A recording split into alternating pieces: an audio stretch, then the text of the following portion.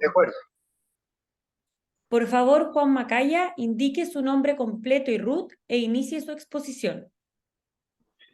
Mi nombre es Juan Macaya Miranda, educador ambiental, especialista en educación ambiental y muy relacionado con profesor de biología en primer lugar y muy relacionado con todo lo que es la actividad agrícola y campesina en las comunidades al sur del río Biobío y al norte también, provincia de Biobío, Los Ángeles. Necesito que me indique su RUT y comience la exposición. Mi RUT es 6254905K.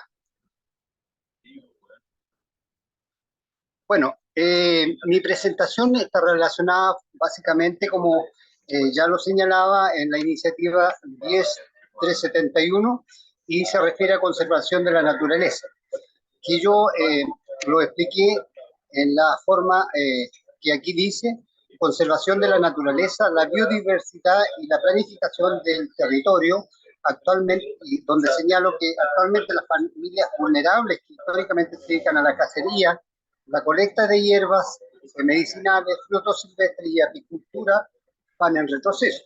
Todas estas son actividades de sustentabilidad para las comunidades, y la mayor preocupación que personalmente tengo y que tienen nuestras comunidades están relacionadas con la sobrevivencia y la armonía social.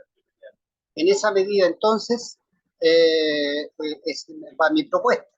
Fundamentalmente, habiendo visto el deterioro ambiental y el retroceso de estas comunidades, cómo han ido perdiendo recursos, han ido perdiendo el recurso de agua que estaba disponible de manera superficial en los territorios donde habitaban, y que finalmente han visto que esos suelos quedan estériles, y por otro lado se ha visto todo esto agravado por ciertas especies que son muy impactantes para el medio ambiente, y en el ámbito, obviamente, esta especie en el ámbito animal, podría yo señalar la presencia del caprino, que es un animal, por lo que yo he observado a lo largo de estos casi 70 años, este es un animal de exterminio, porque finalmente primero le quita el forraje al resto del ganado, y finalmente deja el territorio piedra sobre piedra. Es un animal que en ningún motivo podría vivir, digamos, libre, tendría que ser solamente estabulado. Eso es uno, y esto está ocurriendo aquí no solo en Chile, sino que en todo el mundo. Pero por otro lado, una segunda especie, que en este caso se trata de la especie eucalipto, que ha provocado tanto daño a la biodiversidad con la desaparición de especies, no solo de flora, sino que toda la fauna. Pero lo que es peor, la desaparición de las napas freáticas. Las aguas superficiales han desaparecido producto del aceite que genera esta especie en amplias áreas, ¿cierto?, del territorio, donde el agua que llueve finalmente no infiltra y la napa subterránea muere para siempre, cosa que no está dicha en los libros. Mucho se ha dicho que el eucalipto solamente consume agua, pero no se ha dicho nada respecto al efecto de impermeabilizante que tiene sobre el horizonte del suelo. Entonces, en esa medida, yo considero que el territorio hay que planificar, y los errores que ya se han cometido se pueden corregir. ¿Cómo se corrigen? A través de una legislación adecuada, pero que esté permitida básicamente por una constitución que tenga presente el tema de la conservación de la naturaleza. De lo contrario, sería imposible pretender replanificar el territorio, corregir los errores y poder devolver la paz y la armonía a estas comunidades que tanto han ido perdiendo a lo largo de los años. En la medida que todo se plantea, ¿cierto? Podremos incluso considerar la posibilidad de alcanzar la paz social que necesitan estas comunidades, porque claro, a nadie ya, las personas que viven en las áreas campesinas, rurales y campesinas, le interesa la presencia del pino ni del eucalipto, producto de lo mismo, porque están en una disyuntiva de ser y no ser.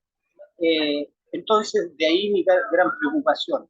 Tenemos que preocuparnos por la sustentabilidad ambiental, obviamente, pero también por la posibilidad de sobrevivencia de esas comunidades que no tienen profesión para vivir, que no tienen un desarrollo técnico o un oficio que no sea el aprovechamiento de los recursos naturales que están disponibles y que les permite sobrevivir en el tiempo y no solamente sobrevivir, en muchos casos tener los recursos necesarios para progresar.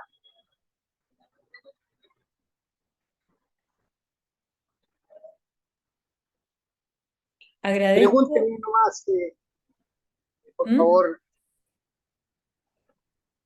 Juan, ¿qué más finalizó. podría decir al respecto? No, agradezco su presencia y participación. No sé si quiere hacer uso de los 4 minutos que le quedan. Ya, bueno.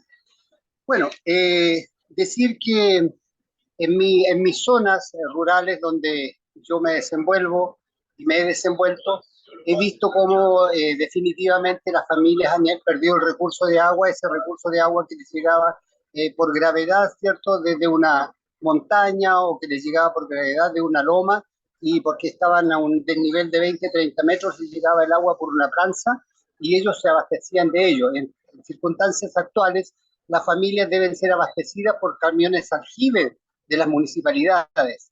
Y entonces, en esas condiciones, todo encarece el costo para los gobiernos locales, sin duda, y por otro lado, hace más difícil la sobrevivencia de estas comunidades.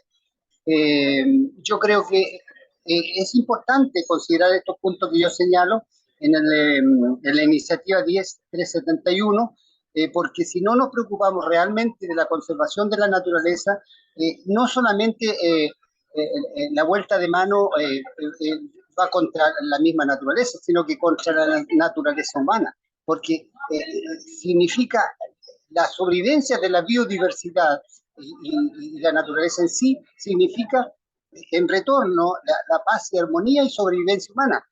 De ahí la importancia que yo doy a esto y por lo tanto creo que básicamente las microcuencas particularmente deben ser protegidas, deben ser planificadas y donde se haya cometido errores porque los esteros se secaron en esos lugares, no solamente producto de que había una menor, digamos, pluviometría, sino que producto de que el área, las vertientes que había, que vertían y que daban origen a esos esteros y ríos, han disminuido o se han secado definitivamente y allí estamos padeciendo y pidiéndole al camión aljibe que nos entregue agua para poder sobrevivir. Entonces es penoso verlo.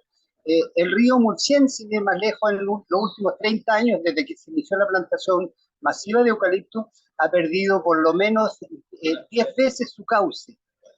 Entonces es penoso decir que un río ha perdido 10 veces su cauce en pleno verano.